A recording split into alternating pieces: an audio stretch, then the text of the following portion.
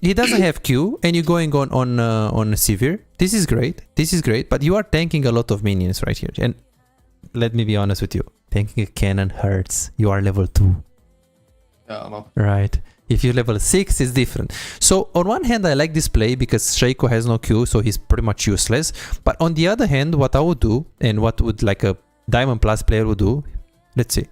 So this is good. This is good so far. One auto attack is fine. You're tanking the minions, but you're going for a second auto attack. You're tanking the minions, and then here a Diamond player will click here, will go for one more auto attack, E, chunk, and then he will kite a little bit like this to de-aggro, to drop the aggro of these minions. So in other words, what you did, you said, okay, I'm gonna all in, I'm gonna lose my HP, but I'm gonna kill her and it's gonna be close. But a Diamond player will take it smarter. What's going on, guys? Besides here in today's video, we are going to learn laning phase and consistency.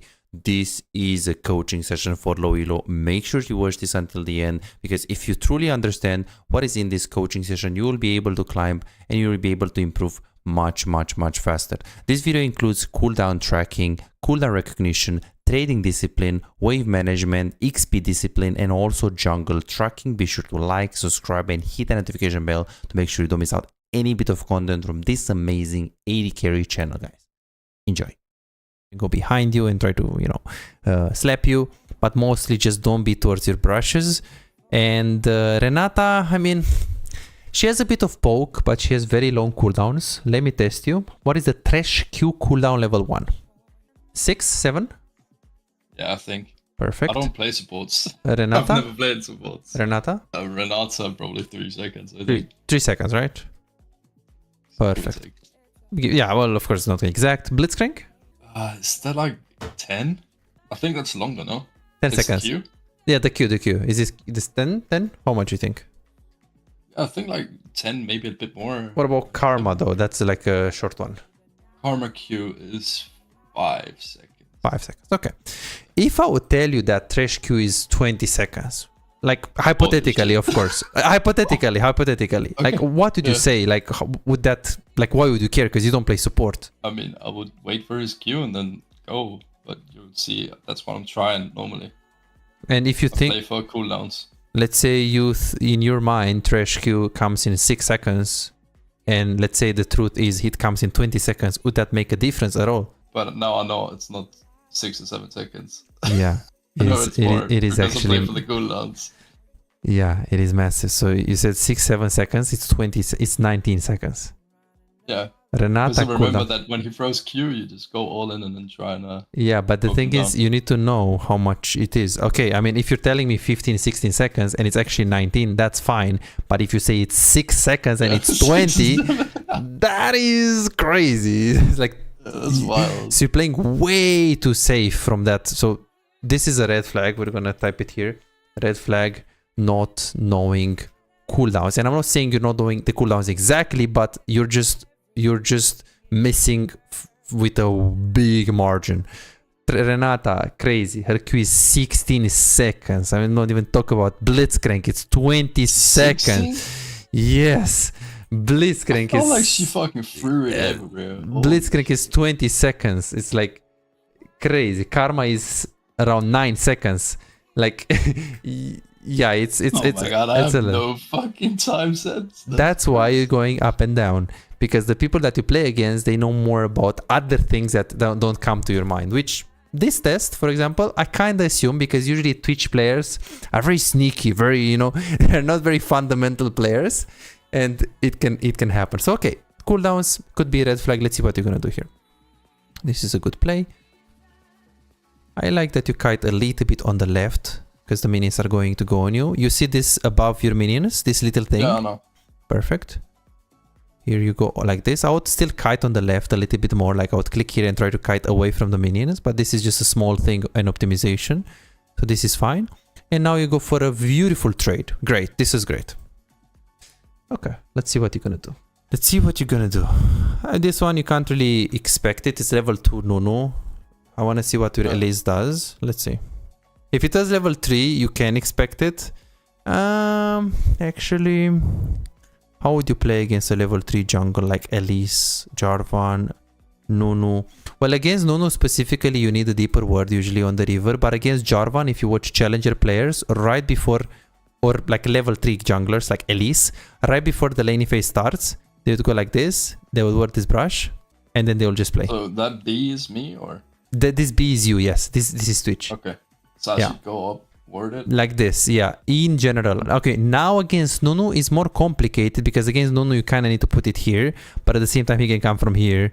So against Nunu it's hard and it's pretty impossible, but if you have trouble with getting ganked at level 2, that's the word you put. Right before the laning phase starts, that's the word you put. In 90% of the cases you won't get ganked like this. Isn't it better than placing it on the triangle part, like at the brush? This one? Go like back. this one? So no. So go to the left a bit more. So place it at the triangle so it covers the bush as far as possible, but also inside like this? A Or bit like more this? on the right. A bit more on the right towards the bush. Like that maybe? Yeah, you can put it any range of this is fine. It's no problem. You can be creative with it as long as it covers the right area. Okay, that's fine. You get ganked. Let's see your flash and let's see what you're gonna do here. Use your potion. I don't even know why I flashed. That also tells a bit. You flashed it, and then yeah, usually on Twitch there are cases where you feel like you're gonna die, but because you have the invisibility, you can flash and then you can escape. Not a case. This is not that case. But yeah, this is pretty unlucky. I would say that if you play against Nunu, you should expect it, but in 99% of the cases of against any other jungle, you're fine. So I wouldn't even say this is a mistake. This can happen. It was just a flip from Nunu. Let's see how much he lost. So now he's finishing his first camp. We're looking at Elise. So now Elise finished. So now Nunu finished. So let's see how much he lost, this Nunu. So when you're doing this, let's see, so now he finished and Elise is finished with the Krug. So he's basically one camp down, which might not feel like a lot, but it's minute 2. So he's definitely going to be a bit behind in tempo against Elise. So your jungle wins, like has a, of course, if it's a Hecarim in the jungle. You can see him on the ward though. You can see him on the ward earlier than Nunu. The Nunu? He did faster than Elise. Yeah, but Elise just finished the Krug, the second camp. This is his second camp of the Nunu. Yeah, no. Right? No. So Elise is one camp and a half, yeah. Because the guy is starting the third camp and Nunu is starting the second camp. But yeah, if you had a full clear jungle like Hecarim, it would matter more. But with Elise, she's gank heavy, so she can gank more. Are you an AD carry main who feels like no matter how well you play, win the lane, make good decisions, play mechanically well most of the times, but you still have no real impact? You crush it one day, win 5 games in a row and feel unstoppable, but the next day you lose every single game and start doubting yourself. Am I even a good AD carry? What can I do if enemy top lane and mid lane are so fed? Imagine a world where you never let a lead slip away. You know exactly how to push your advantage, exactly when to rotate at the right time, and how to control objectives so you can snowball the game. A world where as AD carry you don't feel forced to make risky plays and you don't drop your lead. But you don't have to imagine it, you can make it a reality. This is Martin. He was grinding games, watching guides and trying his best, but none of it seemed to work. The problem? He was focusing on the wrong things. You don't improve just by playing more games, you improve by fixing the small mistakes that cost you wins. And that's a problem that most AD carry face. From Platinum 3 to Diamond in 2 months. Billy found himself making the same mistakes over and over again, engaging at the wrong time, or mispositioning in teamfights, dying for no reason, and he even knew some of the mistakes, but he didn't know how to fix it. He would find himself guessing what to do next, unsure whether to push, rotate, or fight, while feeling completely lost in the mid-game. Now, he knows exactly what to do at every stage of the game, and his results speak for themselves. Silver to Emerald in a month. Shaquille went from Diamond 4 to Challenger. Alex went from Gold to Grandmaster, and they are not alone. They are part of a growing community of over 3,254 players who have taken coaching and transformed their gameplay. But here is the truth. This was not overnight, and it was not effortless. Shaquille spent 2 years grinding to reach Challenger, not by playing more, but by playing smarter. Alex dedicated 26 months refining his skills and climbing to Grandmaster. Once he started focusing on what actually matters. So no, this is not a one session and you'll climb instantly, promise. If you're looking for that, if you're looking for a shortcut, this isn't it. But if you're willing to put in the time, willing to put in the effort, apply the right mindset and focus on the details that actually matter, this is the proof that coaching actually works. You're closer to being a great AD carry than you think. Most players just need to uncover what's actually holding them back. That's it. You could keep grinding, watching random guides and hoping for progress, but how much time will you waste before realizing something is missing? You could finally find the real mistakes that have been keeping you stuck and start making real progress. You have already put in the effort. Now let's make sure it pays off. Book your coaching session now at bizaz.com. Okay, they don't actually get it even. Okay, let's see how you're gonna trade here. Did you know where SoloQ is when you go for this trade? Yeah, no, he's in the bush. Okay, so you still went for the trade even though you know he's in the brush. Yeah, but I figured if he comes out, he won't do much before I can chunk his HP. Like who? The Everyone Karma? else is right behind me. We're in a triangle thingy. Okay. The positive thing here is that you have a massive wave and that is good. You go for auto attack. So right now the only problem is that you have a massive wave right now, right? And if you're going on the SoloQ, it's much better. This is fine. But from this point, you need to look at these minions. You see that you're tanking all of the minions. Look at this. Tanking. So you're tanking this. This is fine. But I need to pull back. Actually, yeah, the only problem with this play is that you're just tanking a lot of minions. And that's bad. The advantage is that SoloQ has no Q. So you can just focus him, which you did beautifully. So far we played it very good. And then you have your Q and you go on the Sivir. We know that SoloQ Q is down. How much cooldown is SoloQ Q? Okay, it was 13, but this is very good guess. If you tell 10 seconds, it's fine. God bless you didn't tell me 3 seconds or some crazy stuff.